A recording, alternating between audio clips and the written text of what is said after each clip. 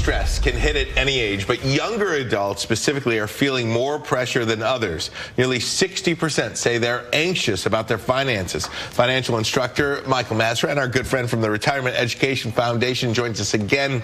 Tips for younger generations to lower that financial stress and reach their goals. Michael, this is so important because it just feels so far away. Retirement, even buying a house. Yeah. You know? So for younger people, it's really challenging, but honestly, I'm excited for younger people because what we're finding, so we're teaching a lot of classes at the high schools these days. And which is fantastic. We're really excited about that. And we've gotten a ton of great feedback. When we first started teaching the classes, we weren't quite sure what to expect because, you know, that first hour bell rings at 7:30, they're walking in, they're still half asleep, and here we are talking about finances, and we weren't quite sure what we're going to get in terms of the feedback. They've been really eager to listen, to learn, because I think these younger kids are realizing, okay, it's not easy, and I got to fight some social pressures of not buy that flashy car, not take that flashy vacation, which I see on Instagram my friends are doing, which is tough. But if they can develop good habits early, I think these younger kids are really understanding the benefits that can pay off down the road for them. And so just teaching these younger kids those good foundational habits can change their lives. Give me a for instance here. When you speak of good financial habits, what is something, so Gen Z, by the way, for those ages right now, 13 to 28, that would be the period that we're talking about here. Right, and really focusing on those 21 to 28-year-olds who are just fresh out of college, they're in their first job. And the first problem is the phone, like you've been mentioning today so far, is first of all, social media.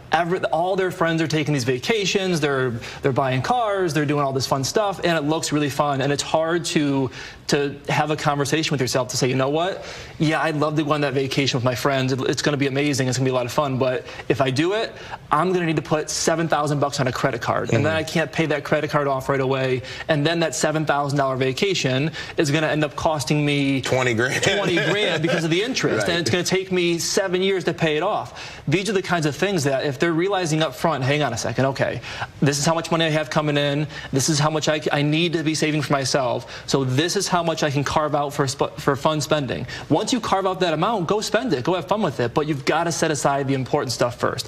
Emergency funds and retirement savings. I was just going to say, and that goes back to the education part of it, and to get kids at such a young age, you know, it's social media is a blessing and a curse, right? I mean, the blessing is that people are talking about money. They have their hacks and they're talking about the importance of it. At the same time, like you say, when you see the flashy shoes or the flashy sunglasses or the vacations or the cars or whatever, it can be difficult. It goes back to that discipline. And unfortunately, these companies are they're really good. You're talking about Disney earlier and how Disney's raising prices and you know how expensive it is for these vacations. These companies are really good at just kind of hacking our brains to make it seem there's buy now, pay later. Everything's on the apps these days, and it's very tempting.